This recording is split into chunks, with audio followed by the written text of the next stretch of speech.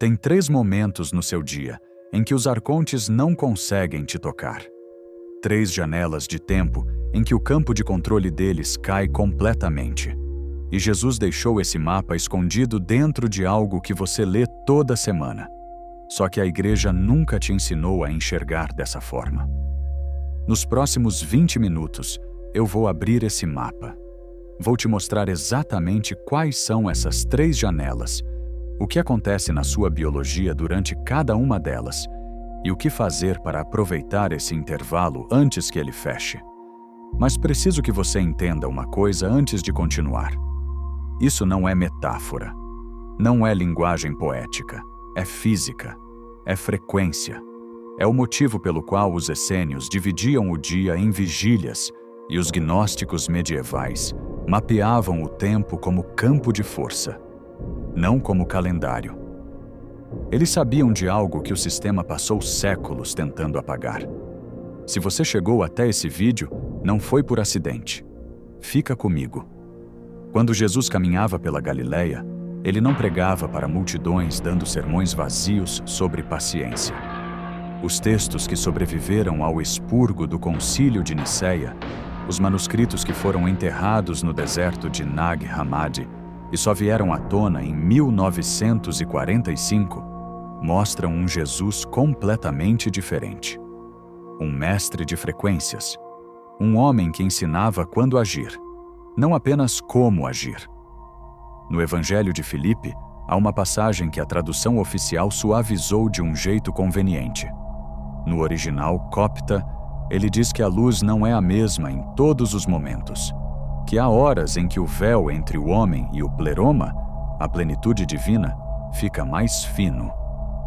E há horas em que esse véu engrossa, e qualquer tentativa de oração ou intenção escorrega como água em pedra. Os arcontes, as entidades parasitas que o sistema gnóstico identifica como os administradores desta ilusão, operam em frequências de densidade. Medo, ansiedade, urgência artificial, pensamento compulsivo. É o ambiente que eles constroem ao redor de você. Mas esse ambiente não é estável. Ele oscila. Tem horários em que a arquitetura deles treme. A igreja primitiva sabia disso. Os monges das primeiras comunidades cristãs rezavam em horas específicas, o que ficou como tradição do breviário, das laudas, das vésperas. Só que o significado real foi esvaziado. Virou ritual. Virou dever. O que era uma tecnologia virou decoração religiosa. Por quê? Porque um homem que sabe o momento exato em que pode se reconectar com a sua centelha divina, com a mônada, não precisa de intermediário, não paga dízimo, não obedece pastor. Ele se torna soberano. E soberanos não são controlados.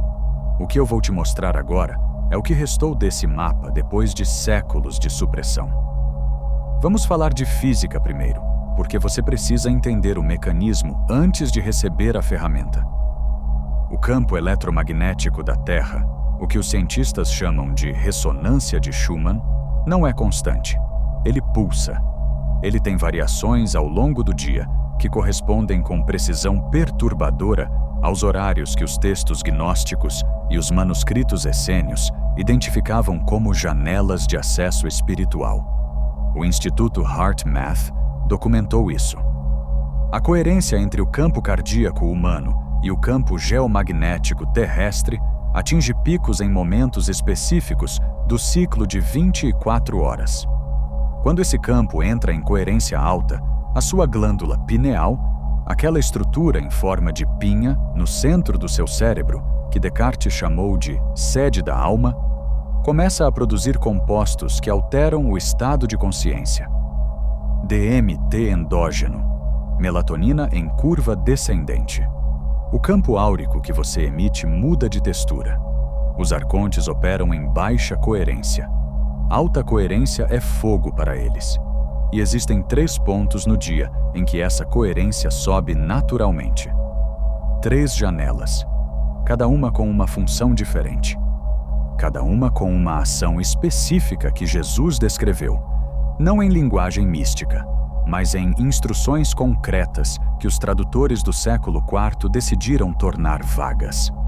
A primeira janela é o amanhecer, não o horário que você acorda. O amanhecer real, quando a luz começa a aparecer no horizonte, mas o sol ainda não entrou.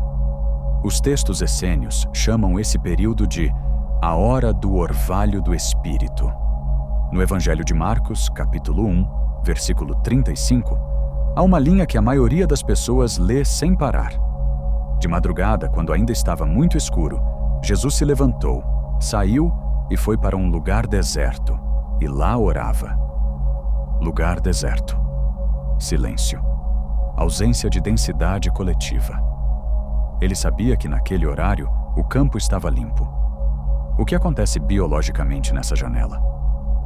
Sua onda cerebral está saindo do delta profundo do sono e entrando no estado teta, o mesmo estado que meditadores experientes levam anos para acessar intencionalmente. Você já está lá, de graça, todo dia. Só que o sistema te ensinou a pular essa janela, a pegar o celular, a verificar notificações, a destruir o campo antes de usá-lo. A segunda janela é o meio do dia, mas não o almoço. É o ponto de inflexão solar, que varia por localização geográfica, mas que os textos medievais gnósticos identificavam como a hora do meio. Não é coincidência que as culturas mediterrâneas antigas paravam completamente nesse ponto. A sexta não era moleza, era tecnologia. O campo geomagnético atinge um ponto de inversão ao meio-dia solar que dura entre 15 e 20 minutos. Os arcontes que operam em frequência de atividade mental compulsiva, que é o estado que eles precisam para te drenar, não conseguem manter aderência num campo que parou. A terceira janela é o anoitecer. Novamente, não quando você decide que é noite. É a transição real, o pôr do sol. Os cabalistas chamam esse momento de Tzet HaKochavim, o tempo das estrelas emergindo. Os gnósticos siríacos descreviam como o momento em que os guardiões do dia saem e os guardiões da noite ainda não chegaram. Há uma fenda, um intervalo sem administrador. Nesse intervalo, o acesso à mônada, a sua centelha divina, é direto. Agora eu preciso que você olhe para a sua vida com honestidade. Você acorda e pega o celular nos primeiros 30 segundos. Já sei, a maioria das pessoas faz isso. O que você não sabe é o que está acontecendo no seu campo naquele momento. A janela do amanhecer, aquela abertura em que a sua pineal está em pico de atividade e o campo áurico está maximamente receptivo, está aberta. E você está jogando notificação de Instagram dentro dela. Sabe aquela sensação de que o dia começou errado e você não sabe por quê? Aquele cansaço que não passa nem depois do café? Aquela irritação de fundo que não tem nome? Não é cortisol, não é insônia.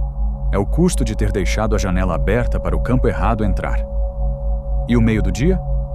Você come na frente do computador, responde mensagem almoçando. Não para. O sistema te convenceu de que parar é perda de produtividade. O que o sistema não te contou é que essa pausa forçada, essa interrupção no meio do ciclo, é exatamente quando eles fazem a colheita mais eficiente. Você está em frequência máxima de atividade compulsiva, sem nenhum momento de coerência para se defender. É o almoço dos arcontes, não o seu. E o anoitecer? Você está no trânsito, ou no celular, ou ligado na televisão. A fenda entre os guardiões abre e fecha sem que você perceba. Mas um dia em que as 3 janelas passaram e você não usou nenhuma delas. Isso não é culpa sua. É projeto. É design. A sociedade foi estruturada para que você nunca esteja disponível no momento em que o campo te oferece acesso. A pergunta agora é: o que você vai fazer com essa informação? Vou te dar o protocolo das 3 janelas. Não é complicado. Na verdade, é assustadoramente simples. E é essa simplicidade que o sistema trabalha para que você nunca chegue até ela. Primeira janela: o amanhecer.